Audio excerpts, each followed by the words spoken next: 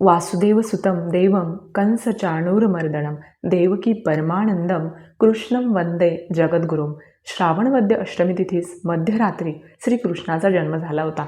म्हणून हा दिवस कृष्ण जयंती, जन्माष्टमी किंवा गोकुळाष्टमी या नावाने ओळखला जातो. श्रीकृष्ण हा भगवान विष्णूचा 8वा अवतार मानला जातो. श्रावण महिन्यातील वद्य अष्टमी तिथीला मध्यरात्री रोहिणी नक्षत्रावर श्रीकृष्णाचा कंसाच्या बंदीशाळेत जन्म झाला होता. जन्म म्हणजे जन्म आणि अष्टमी म्हणजे 8वा.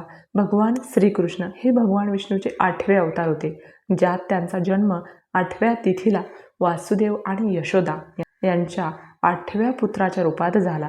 श्रावण वद्य अष्टमीला कृष्ण जन्म झाला.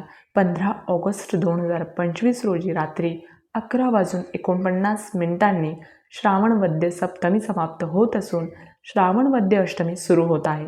तर 16 ऑगस्ट 2025 रोजी रात्री 9:34 श्रावण अष्टमी समाप्त होत आहे. तर श्रीकृष्णाचा जन्म मध्यरात्री झाल्याचे मानले जाते. त्यामुळे 15 ऑगस्टला रात्री 12:39 कृष्ण जन्माष्टमी साजरी करायची आहे.